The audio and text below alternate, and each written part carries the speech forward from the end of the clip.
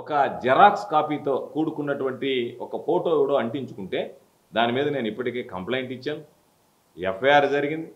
కాబట్టి ఈరోజు దాని మీద చర్యలు పోలీసు ఏ విధంగా వాళ్ళకి నా పాస్ వచ్చింది, జెరాక్స్ ఏ విధంగా తీసుకున్నారనేటువంటి దాని మీద కూడా విచారణ ప్రారంభమైంది. ఒక జెరాక్స్ కాపీని ఎవడో ఒకడు అనామకుడు అంటించుకొని దానికి రేవు పార్టీలో ఉన్నటువంటి వాడి కారుగా భావించి దాని మీద నీకు సంబంధం ఉంది అని చెప్పిన మాట్లాడేటువంటి నీచ పరిస్థితికి ఏదో దిగజారిపోయారు. ఎందుకంటే నేను చెప్తున్నా, మీరు కేంద్ర ప్రభుత్వంతో విచారణ చేయించాలన్నాడు. ఉండవు బీజేపీతో, మీరే అంటకాగుతున్నారు. బీజేపీతో కేంద్ర ప్రభుత్వంతో ఉండేది మీరే. మీరు కేంద్ర ప్రభుత్వంతో చేసుకుంటారా, రాష్ట్ర ప్రభుత్వంతో చేసుకుంటారా, దేంతో చేసుకోవాలన్నా సరే దానిలో రకరకాలైనటువంటి కథనాలు వస్తున్నాయి. నారా చంద్రబాబు నాయుడు కుటుంబ సభ్యులు పాల్గొన్నారని చెప్పిన కథనాలు వస్తున్నాయి. కొంతమంది రాజకీయ నాయకులు అంటున్నారు, కొంతమంది సినీ ఆర్టిస్టులు అంటున్నారు. వీళ్ళందరూ వీటిలో ఎవరితో కూడా నాకు సంబంధాలు లేనటువంటి వ్యక్తులు, వీళ్ళతో అత్యధిక సన్నిహిత సంబంధాలు కలిగినటువంటి వాడు ఎవడు అంటే సోమిరెడ్డి. రేవు పార్టీలు కానీ రేపు పార్టీలు కానీ సోమిరెడ్డికి అలవాటు. కాబట్టి నువ్వు ఈరోజు మాట్లాడేటువంటిది ఏ విధంగా మాట్లాడుతున్నావు? అసలు నీది నోరేనా? నువ్వు అసలు మనిషి జన్మేనా నీది అనేటువంటి అనుమానం కలుగుతుంది నాకు. మనిషి జన్మెత్తినటువంటి వాడు ఎవడు ఒక ఉచ్చి నీచాలు మరిచి మాట్లాడాడు. ఈరోజు నువ్వు మాట్లాడావు, ఈరోజు నువ్వు పాపం నువ్వు కూర్చొని నువ్వు బాగా అవుతున్నావు. నీ చరిత్ర బహుశా నా దగ్గర ఉంది. జమీన్ రైతు అనేటువంటి పత్రికలో దాదాపుగా 2019లో తమరు మంత్రిగా ఎలగబెడుతున్నారో ఎమ్మెల్యేగా ఎలగబెడుతున్నప్పుడు హెడ్డింగ్తో రాసింది, మన ఎమ్మెల్యేలో ఇంతటి నీచులు ఉన్నారా? సోమిరెడ్డి మీద రాసిన ఆర్టికల్.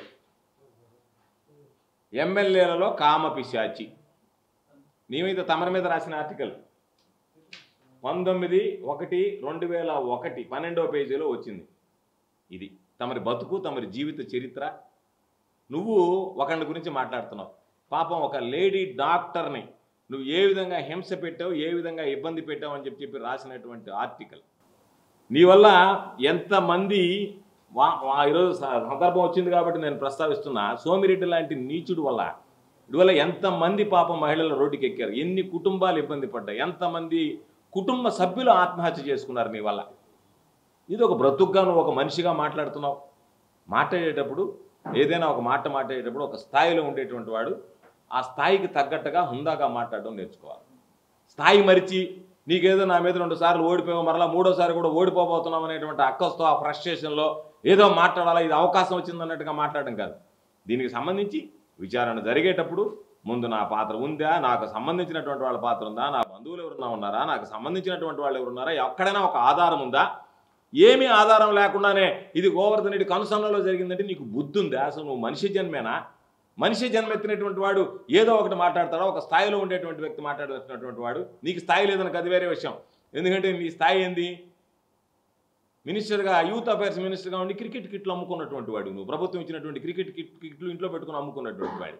ఈ ఇంటి పక్కన నకిలీ ఎరువులు తయారు చేసినటువంటి వాడివి. రాత్రి మందు కొడితే చంద్రబాబు నాయుడు గురించి, లోకేష్ను గురించి తిట్టేటువంటి వాడు, ఉదయం మందు దిగిన తర్వాత మమ్మల్ని గురించి తిట్టేటువంటి వాడు. నేను ఒకటే ఛాలెంజ్ విసురుతున్నా.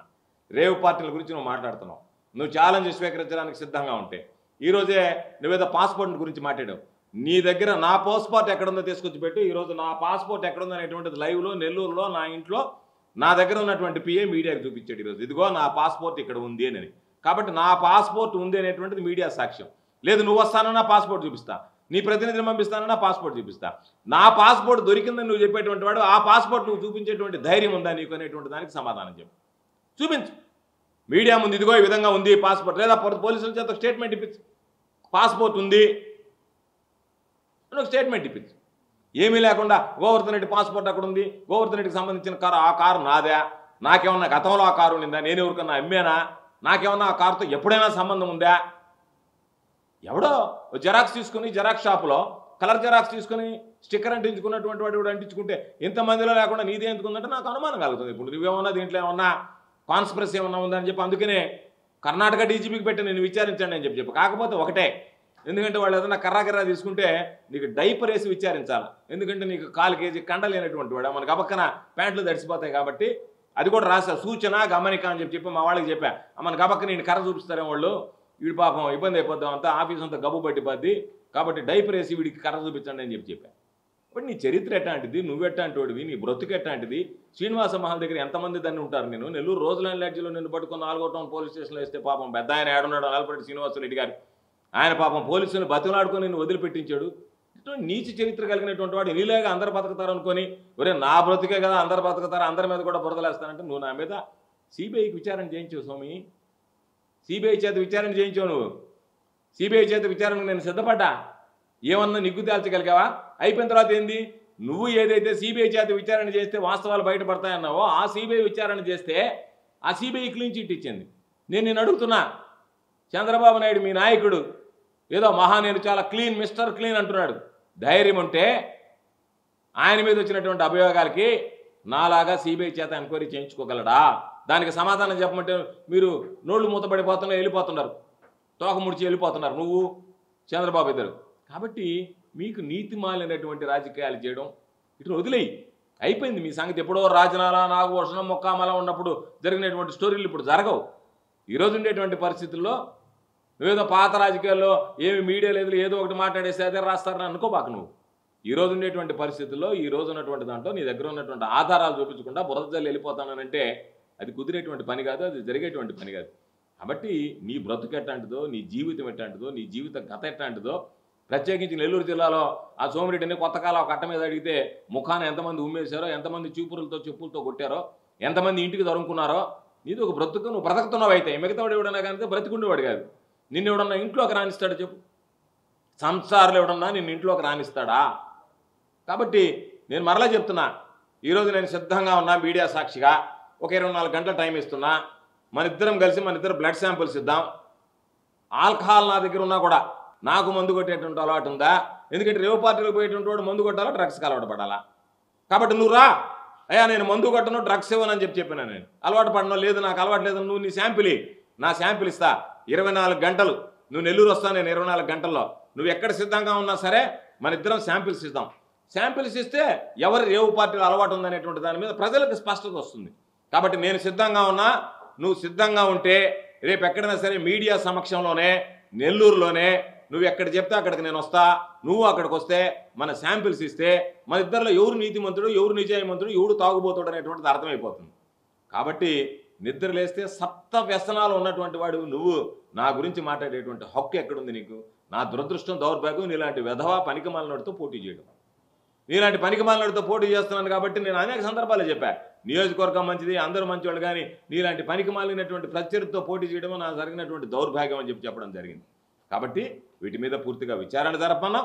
అదేవిధంగా నిన్ను కూడా విచారించాల్సినటువంటి అవసరం ఉంది. ఎందుకంటే నువ్వు నాకు తెలుసు దీని గురించి అంటున్నావు కాబట్టి నువ్వు సహకరించి పోలీసులకి, ఇదిగోయా నా దగ్గర సమాచారం ఉందని చెప్పి దానికి సంబంధించినటువంటిదంతా ఈ విధంగా జరిగిందనేటువంటిది ఏమీ లేకుండా నెల్లూరులో ఒక ప్రెస్ మీట్ పెట్టి ఓ పనికిమాలినోడులాగా వెధవా నువ్వు చిల్లర ఇవ్వడం అని చెప్పి తెలుసు, చిల్లర ఎదవని తెలుసు. చిల్లర చేష్టలు చేసేది దానికి నీ దగ్గర ఆధారాలు ఉన్నాయి, తీసుకొచ్చి కర్ణాటక పోలీసు ముందు పెట్టు, లేదా ఆంధ్ర పోలీసు ముందు పెట్టు.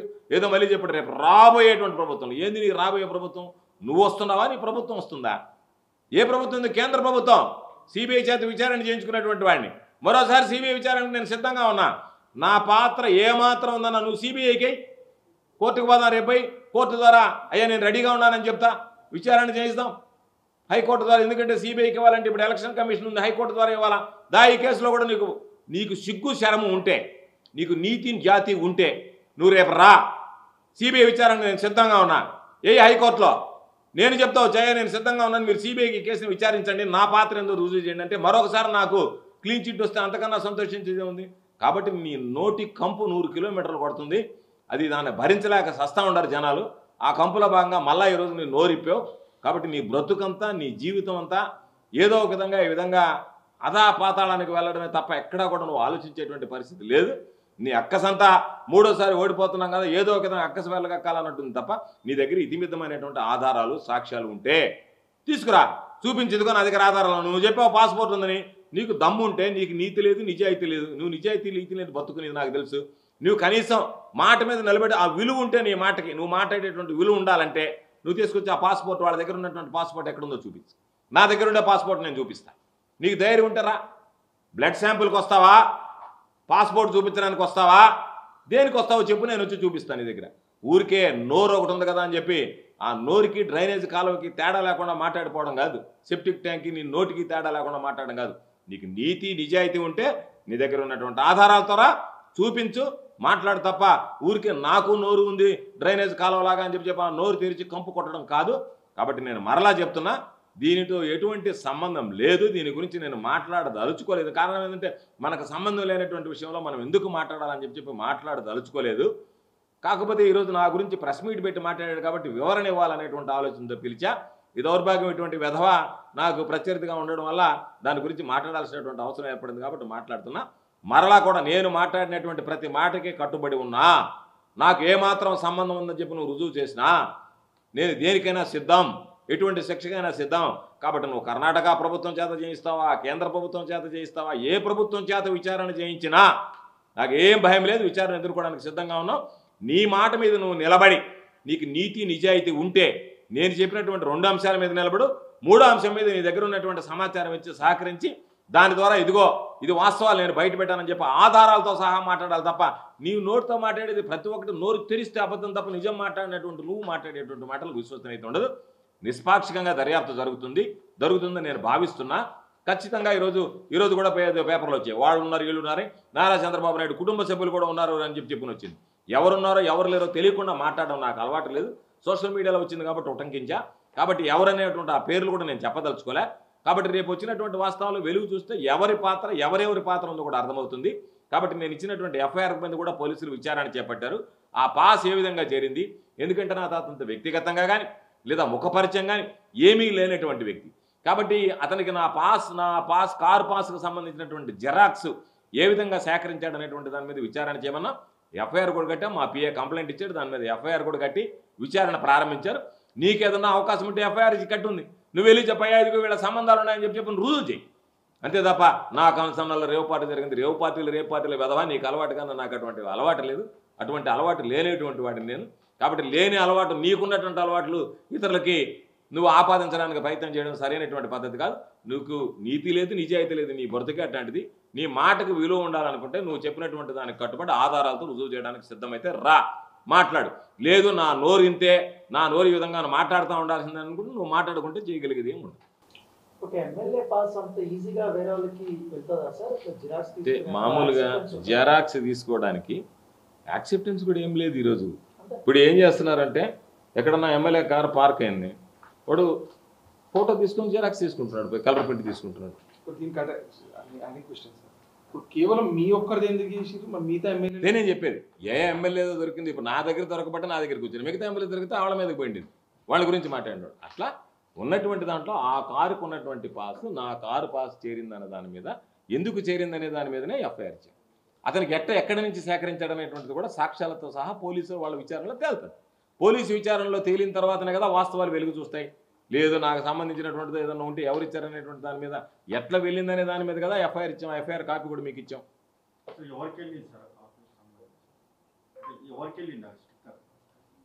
అదే తెలియాలి కదా, పోలీసు విచారణలోనే కదా తెలియాలా. అవును, అసలు తెలియదు ఆ కారు. అందుకే కదా ఆ కారు వ్యక్తితో కానీ, ఆ కారు ఓనర్తో కానీ, ఆ కారుతో కానీ, లేదా ఆ కారుకు సంబంధించినటువంటి వ్యక్తులతో కానీ ఏమి సంబంధాలు లేవు. ఆ కారు పాస్ అతనికి ఎట్ట వెళ్ళింది, ఏ విధంగా వెళ్ళింది అనేటువంటిది పోలీసు విచారణలో తేరాలి. కాబట్టి పోలీస్ కంప్లైంట్ లాడ్జ్ చేసాం, ఎఫ్ఐఆర్ కట్టాం. ఇన్ఫర్మేషన్ మామూలుగా కంపల్సరీగా అది చూసినటువంటి వాళ్ళు లేదు, మామూలుగా చూసినటువంటి వాళ్ళు స్టిక్కర్ ఇది మామూలుగా వాళ్ళు ఇంకా ఏమి అనౌన్స్ ఏం చేయలేదు. చూసినటువంటి వాళ్ళు ఇది స్టిక్కర్ జెరాక్స్ అని చెప్పి ఎందుకంటే దాని మీద లోగో ఉండేది. వాళ్ళు చెప్పినటువంటి మాట నేను చెప్పాను. అందుకని దానికి సంబంధించిన దాంట్లో పూర్తిగా వస్తే అసలు ఒకవేళ స్టిక్కరే దొంగతనం జరిగిందా, పోలీస్ కంప్లైంట్ కూడా అదే ఇచ్చాం. స్టిక్కరే దొంగతనం చేశారా, లేదనుకుంటే ఆ స్టిక్కర్కి సంబంధించినటువంటి ఫోటో జెరాక్స్ తీసి పెట్టారా, దాని మీద కూడా విచారణ చేయమన్నాం. ఎందుకంటే ఆ ముద్దాయి దొరికితే కదా విచారణ జరుగుతుంది, విచారణ జరిగితే కదా వాస్తవాలు వెలుగు చూస్తాయి. అందుకని చెప్పి మన మీద కంప్లైంట్ లాడ్జ్ చేస్తాం. నా దగ్గర ఉన్నాయి, ఎమ్మెల్యేకి 3 స్టిక్కర్లు ఇస్తారు, 3 స్టిక్కర్లు ఉన్నాయి. ఇప్పుడు మామూలుగా ఆ స్టిక్కర్ ఏమన్నా మ్యానుఫ్యాక్చర్ చేసాడా, ఏం జరిగిందనేటువంటి వాస్తవాలు ఎవరు తెలుస్తాయి, మన డిస్కషన్లో కాదు కదా, మనకి మామూలుగా విచారణలో తెలుస్తుంది. మామూలుగా అతను తీసుకొచ్చి విచారిస్తే స్టిక్కర్ ఎక్కడి నుంచి వచ్చింది, ఏ విధంగా వచ్చిందని తెలుస్తుంది.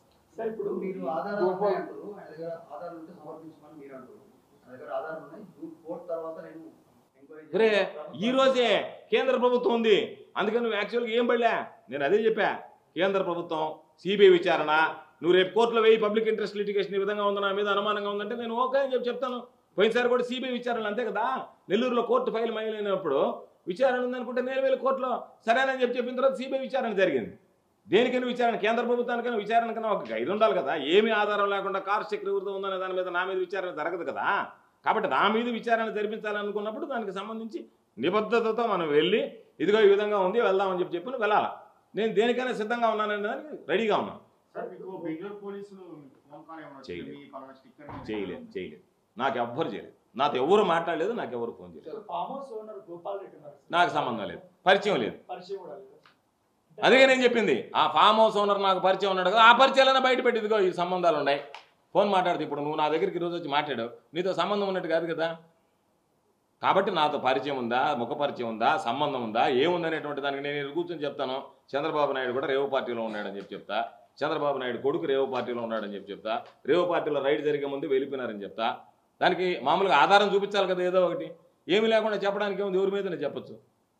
అందుకని ఇతిమిత్తంగా దీనికి సంబంధించినటువంటి దాంట్లో వీళ్ళు ఇది ఉంది అని చెప్పడానికి ఏదైనా ఒక ఆధారం ఉండాలి. కాబట్టి ఆధారాలు లేవు, కాబట్టి ఆధారాలు లేకుండా మాట్లాడుతున్నారు. కాబట్టి కారు పాస్ని బేస్ చేసుకుని ఆ కారు పాస్ వాళ్ళకి ఎటు వెళ్ళింది అనేటువంటి దాని మీద విచారణ చేస్తారు. పాస్పోర్ట్ లేదు నేను చెప్పేదనే, పాస్పోర్ట్ ఉందని చెప్పాడు. పాస్పోర్ట్ నా దగ్గర ఒక్క నిమిషం నాకు, అందుకనే కుట్ర ఉందా దాని మీద విచారణ చేయమని డీజీపీకి లెటర్. అదేమన్నా కుట్ర కోణం ఉందా, ఎవడన్నా దీన్ని కావాలని చేశాడా, ఇది ఉందా? ఎందుకంటే వాళ్ళ పోలీస్ దగ్గర ఏముందనేటువంటిది మనం లెటర్ పెట్టిన తర్వాత they will reveal the facts. ఇది ఉందా మా దగ్గర పాస్పోర్ట్ అని చెప్పి చూపించాలి కదా. ఇప్పుడు ఈరోజు పాస్పోర్ట్ ఉందని సోమిరెడ్డి చెప్పాడు, పాస్పోర్ట్ ఉంటే నేను లెటర్ పెట్టా, పాస్పోర్ట్ ఉంటే రివీల్ చేయాలి కదా. ఇదిగో పలానా పాస్పోర్ట్ ఈ కారులో ఉంది అనేటువంటిది రివీల్ చేయాలి కదా. రివీల్ చేయకుండా ఈరోజైనా రేపైనా గమ్ము ఉండదు కదా. నా పాస్పోర్ట్ నా దగ్గర ఉంది అని చెప్పి చూపించాను. కాబట్టి దీంట్లో కాన్స్పిరసీ ఏమన్నా ఉందా, కాన్స్పిరసీ మీద ఏదన్నా ఉంటే మీరు ఆ కాన్స్పిరసీ ఏ విధంగా ఉందనేటువంటి దాని మీద మీరు దాని మీద ఎంక్వైరీ చేయండి అని కూడా డీసీపీ కూడా లెటర్ పెట్టారు. మీరు ఒక గ్యాంగ్ స్టార్, ఒక మాఫియా అని చెప్పేసి కూడా వాడెవడో వెధవాళ్ళో ఫర్వాడో రేపిస్ట్ ముండా కొడుకోడు వాడు ఏందే మాట్లాడేది, వాడి చరిత్ర ఎట్టాడితే నేను చెప్పా. వాడిని ఆడవాళ్ళు శ్రీనివాస మహల్లో 100 సార్లు చెప్పులతో చీపరగడ్డలతో కొట్టారండి. వాడిది ఒక బ్రతుకు వాడు బతుకుతున్నాడు. మామూలుగా వాడి బ్రతుకి నాకు అదే నేను చెప్పింది, అటువంటి యథో బ్రతుకు బ్రతికేటువంటి వాడితో పోటీ చేయాల్సి రావడమే నా దౌర్భాగ్యం అని ఈ మీడియా సమావేశాన్ని ముందు చెప్పిందంటే వాడి బ్రతుకు ఎట్లాంటిది అనేది నెల్లూరులో కనుక్కుంటే నేను చెప్పే ఆధారాలతో సహా వాడి బ్రతుకు ఎంతమంది ఆడవాళ్ళు శ్రీనివాస మహల్కి వచ్చినటువంటి ఆడవాళ్ళు ఎంతమంది చెప్పులతో కొట్టారో నేను చెప్పేది ఆన్ రికార్డ్ చెప్తున్నా. రోజ్ ల్యాండ్ లాడ్జీ అనేటువంటిది ఉన్నప్పుడు ఆ రోజ్ ల్యాండ్ లాడ్జీలో రైడ్ చేస్తే పట్టుబడితే వీడిని తీసిపోయి 4th టౌన్ పోలీస్ స్టేషన్లో పెడితే పాపం పెద్ద ఆయన నల్లపరెడ్డి శ్రీనివాసరెడ్డి గారు మంత్రిగా ఉండి ఆయన బతిమలాడుకుని విడిచిపెట్టాడు. వీడి చరిత్ర అట్లాంటిది. వీడి కుటుంబ సభ్యులు వీడి వల్ల ఆత్మహత్యలు చేసుకుని చచ్చిపోయారు. ఎంతమంది ఆడవాళ్ళు వీధికి ఎక్కారు వీడి వల్ల. వీడి చరిత్ర ఎట్లాంటిది అనేది నెల్లూరులో ఎవరినడిగినా చెప్తారు. నేను చెప్పింది ఏంది, వాడి గురించి ఒక ప్రధానమైనటువంటి పత్రికలో వచ్చినటువంటి వ్యాసం చూపించా. ఇదిగో వీడు మత్సుకి వీడి వెధవతనం ఇది, వీడి క్యారెక్టర్ ఇది అని చెప్పడానికి. వాడి క్యారెక్టర్ అదా కాదా అనేటువంటిది వాడిని ఎవరినడిగినా చెప్తారు. కాబట్టి ఏదో మామూలుగా మాట్లాడడం కాకుండా వాడి క్యారెక్టర్ ఏందనే దానికి ఆధారం చూపించా. నా క్యారెక్టర్ ఏందనేది వాడి మాటలతో కాకుండా ఆధారం చూపించమని అడుగుతున్నా. ఇప్పుడు తెలుగు రాష్ట్రాలకు సంబంధించిన వాళ్ళు అక్కడ పెళ్లి పార్టీకి వెళ్ళారు. ఇక్కడ 275 మంది 175 మంది ఎమ్మెల్యేలు ఉన్నారు. నేను నీకు చెప్పేది ఇప్పుడు ఏ స్టిక్కర్ అదే ఏ ఎమ్మెల్యేదో ఒకరిది ఎవరిదో ఒకరిది వాడారనుకో ఆ ఎమ్మెల్యే మీదనే కదా ఇవన్నీ వస్తాయి. చెప్పేది అదే, అది విచారణలో తేలాలి కదా. అందుకని ఇప్పుడు 175 మందిలో ఒక స్టిక్కర్, చాలా మంది స్టిక్కర్లు వేసుకొని ఉండొచ్చు. నేను చెప్పేది వాడేమన్నా దొంగతనంగా తీసేయడం స్టిక్కర్ నాకు తెలియదు, దొంగతనంగా తయారు చేయించుకున్నాడో నాకు తెలియదు. నేను చెప్పే పాయింట్ ఏంటంటే చంద్రమోహన్ రెడ్డి అడిగింది నువ్వు చెప్తున్నావు. చంద్రమోహన్ రెడ్డి ఇప్పుడు ఎంతమంది ఉండగా ఇది ఎందుకు దొరికింది? చాలా మంది స్టిక్కర్లు అంటించుకొని ఉండొచ్చు, కానీ అందరు రేవు పార్టీలకు పోయి ఉంటారు. రేవు పార్టీలకు పోయినప్పుడు అందరు రేవు పార్టీలో రైడ్ చేసి దొరుకుండకపోయి ఉండొచ్చు. ఈ రేవు పార్టీలో ఇది దొరికింది కాబట్టి నా పేరు, నా స్టిక్కర్ వచ్చిందనేది వచ్చింది. అటు ఎంతమంది పోతున్నారో, ఎక్కడెక్కడ తిరుగుతున్నారో, ఎంతమంది దొంగ స్టిక్కర్లు వేసుకొని ఉన్నారో తెలియదు కదా. వీళ్ళందరిది ఒక స్పెసిఫిక్ ఇన్సిడెంట్లో జరిగింది కాబట్టి బయటకు వచ్చింది. సార్, అది మీరు లాంచ్ చేసిన కంప్లైంట్లోనే ఇప్పుడు 2023లోనే ఈ స్టిక్కర్లు ఎక్స్పైర్ అయిపోయింది మీరు చెప్పినట్టు. ఆ స్టిక్కర్లు ఎవరెవరికి ఇచ్చారు, ఏ కారు కొన్నాయని మీరు కంప్లైంట్లో మెన్షన్ చేశారు? ఇలా మా కారుల వరకు మాకు స్టిక్కర్లు సరిపోయినాయని చెప్పి ఇచ్చాం, అది కూడా ఇచ్చాం. మేము వెరిఫై చేసుకున్నాం. కారు వెరిఫై చేసాం. తుమ్మల వెంకటేశ్వర్లు అనే అతను కదా, అతని మీద మామూలుగా పోలీస్ ఇన్వెస్టిగేషన్ స్టార్ట్ చేసింది. వాళ్ళ ఆర్సీ బుక్ తెచ్చింది, వాళ్ళతో మాట్లాడారు. వాళ్ళ అల్లుడు సంబంధించినటువంటి దాంట్లో అల్లుడు తీసుకెళ్లాడు కారు అని చెప్పాడు. అతని దగ్గర వివరాలన్నీ, అందుకే అన్ని వివరాలు ఎప్పుడు తెలియాలా? పోలీసు విచారణలో తెలుస్తాయి. ఒక్కొక్కటి తప్పించుకునే మాటలు కూడా మాట్లాడొచ్చుగా. పోలీసు విచారణలో నిర్దిష్టంగా ఏ విధంగా వచ్చిందంటే తేలాలి కాబట్టి పోలీసు కంప్లైంట్ ఇచ్చాం, పోలీసు ఎఫ్ఐఆర్ కట్టింది, ఎఫ్ఐఆర్ కాపీ ఇచ్చేసి ఎఫ్ఐఆర్ కూడా కట్టింది పోలీసు. ఆ పోలీసు ఎఫ్ఐఆర్లో వాస్తవాలు ఏందనేది పోలీసు బయటకు తీయాలి.